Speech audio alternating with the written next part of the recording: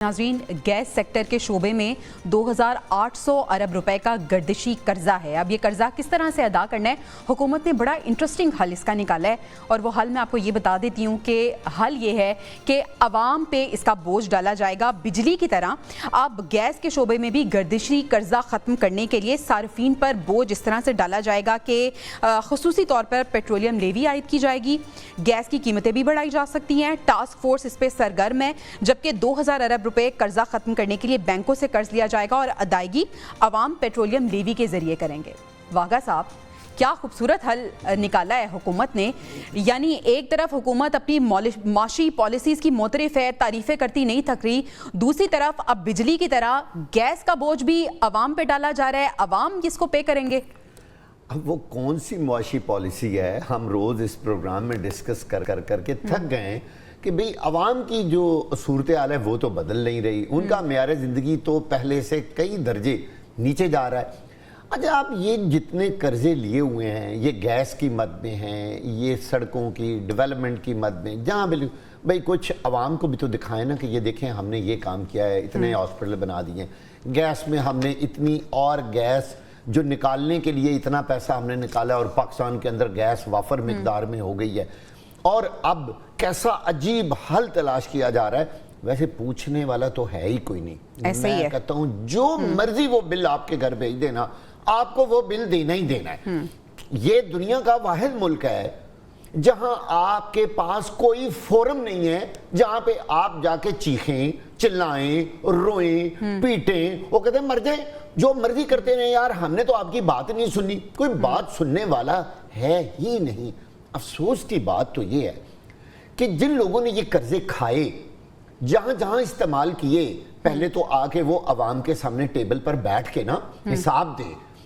अफसोस फिर मैं कह रहा हूं एक और बात का है, जिन अमीर लोगों से टैक्स लेना चाहिए था, या तो वो बरसरे इख्तदार हैं या वो इतनी उनके अंदर कुव्वत है और इतने उनके कॉन्टैक्ट्स हैं, इतने उनके मसल्स हैं कि उनको कोई नहीं पूछेगा। आम अवाम का खून निचोड़ने का एक ही काम इन्होंने पकड़ा हुआ है, गैस का बिल बढ़ा दे, बिजली का बिल बढ़ा दे। आपको अंदाजा नहीं, कभी आप पानी के बिल देखें, लोग रो रहे हैं पानी का बिल देके। अभी तो लोग बेचारे बिजली और गैस को रो रहे हैं। अब आपको आने वाले चंद महीनों में जो पानी के बिल मिलने वाले हैं वो भी आपकी चीखें निकलवा देंगे। फिर कहेंगे यहां भी हमने कर्जा लिया था। ओ भाई, कर्जा लेके जो कुछ आप बना रहे हैं ना, तो फिर ना बनाए ना। नहीं तो वो जो कर्जा ले रहे हैं आप, उस पे आप ऐश कर रहे हैं, आप कुछ अखराजात भी तो अपने कम करें, आप खुद पे भी तो कुछ बोझ डालें। अब्दुल्ला साहब, बेसिक नेसेसिटीज़ हैं।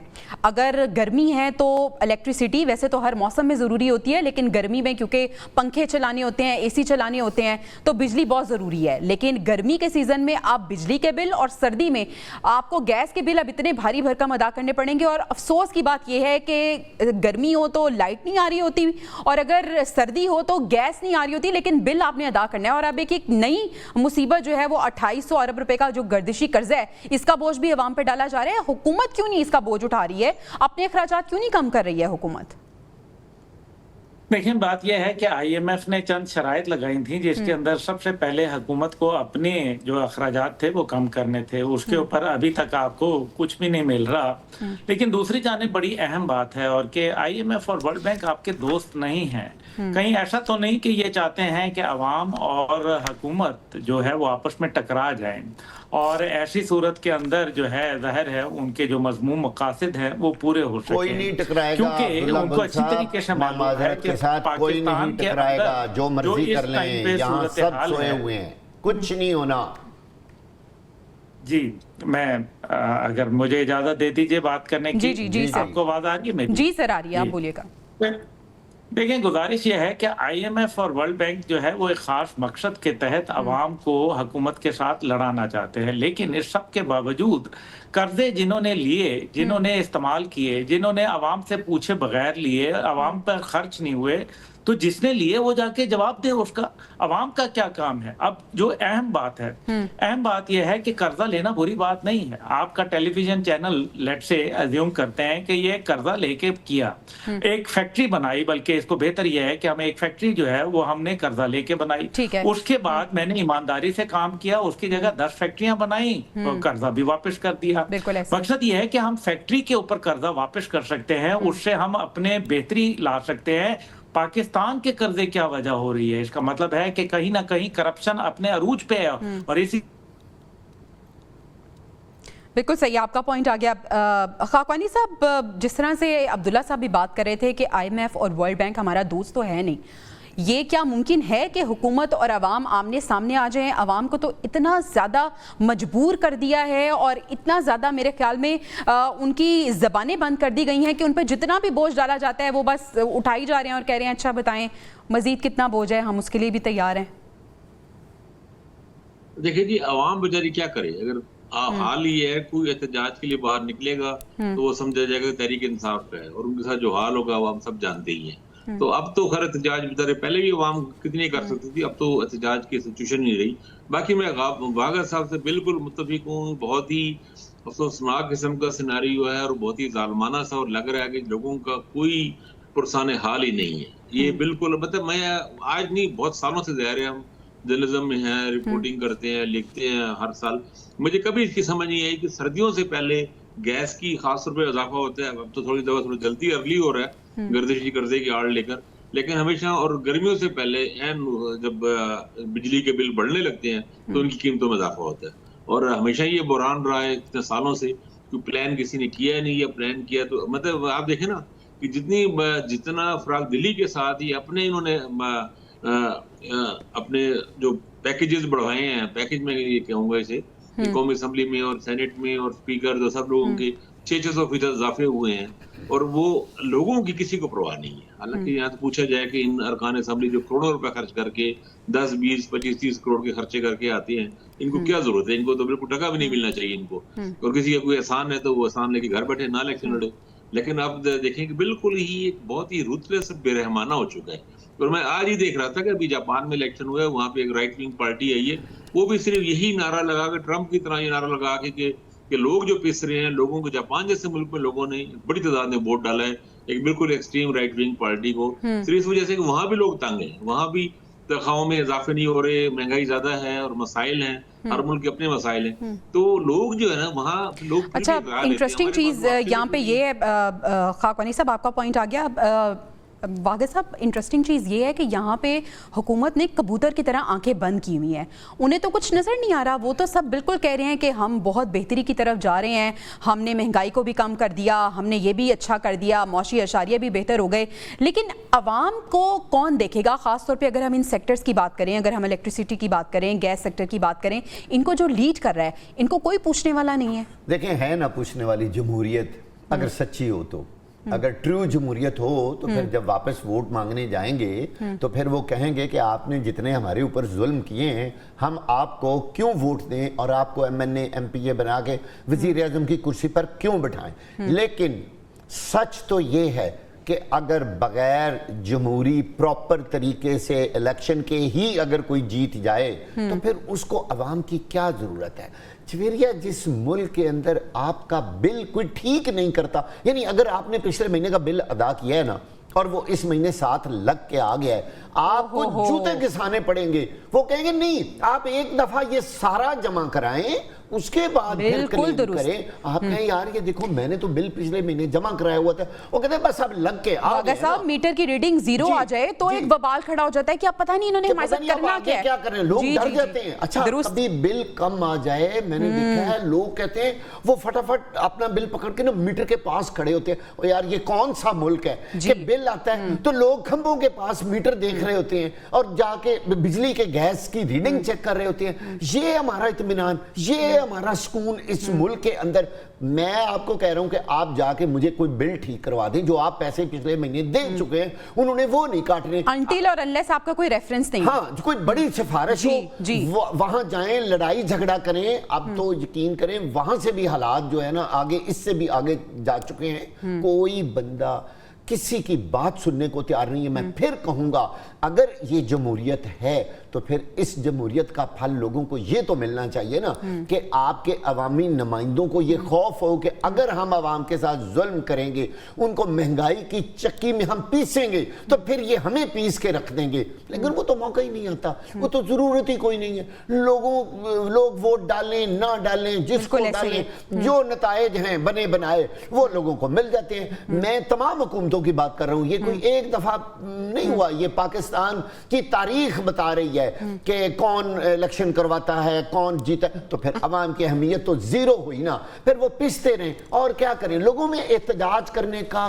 कोई। अच्छा अब्दुल्ला गुल साहब, फिर ये भी गिला किया जाता है कि अवाम टैक्सेस पे नहीं करती, ऑल्दो जो डायरेक्ट टैक्सेस लगाए जाते हैं उसकी भरमार है, जो कि इन एनी केस अवाम पे करती ही करती है। इनडायरेक्ट टैक्सेस जो है वो नहीं पे कर रहे अवाम, फिर हम ये गिला करते हुए नजर आते हैं कि रूल्स को फॉलो नहीं किया जाता। अवाम जाएं तो जाएं कहाँ? पहले हम देख रहे थे कि जो इलेक्ट्रिसिटी है उसके हवाले से अवाम परेशान होते थे, अब गैस सेक्टर को लेके भी अवाम परेशान है। और अलमिया ये है कि जो इक्वालिटी नहीं है, बहुत से ऐसे इलाके अभी भी हैं कि गर्मी के मौसम में भी वहाँ पे गैस आती नहीं है, लेकिन हज़ारों लाखों बिल वहाँ पे भेज दिए जाते हैं। और जिस तरह से वागा साहब ने पॉइंट आउट किया कि अब पानी के बिल भी इसी तरह से होंगे, तो ट्रांसपेरेंसी कब आएगी इन शोबों में? देखिए, दुनिया के पहले 10 नंबरों में पाकिस्तान का शुमार होता है जहां लोग इनडायरेक्ट टैक्सेशन जो है वो सबसे ज्यादा करते हैं।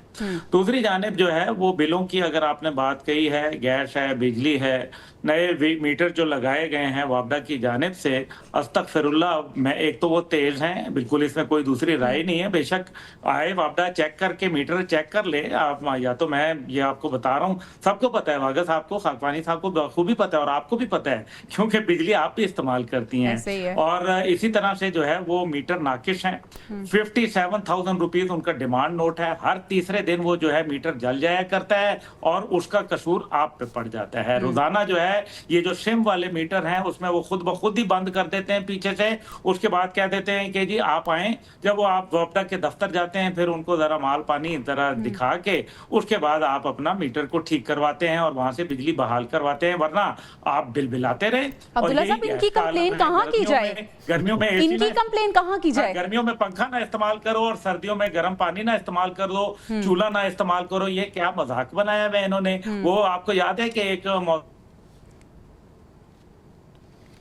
माइक आपका म्यूट हो गया, लेकिन मुझे ऐसा लग रहा है कि देखिए शायद आप इशारा उस तरफ करना चाह रहे हैं कि सुकून कब्र में है। माइक लेकिन म्यूट हो गया था आपका। के अंदर 200 यूनिट का बिल और 201 यूनिट का बिल के आसमान पर पहुंच जाता है। जी अब्दुल्ला साहब बात करें। अब्दुल्ला साहब, आपका जो माइक है वो म्यूट हो गया था, लेकिन मैं बिल्कुल सही पहुंची हूँ। मेरे ज़हन में भी यही आया कि सुकून कब्र में ही है।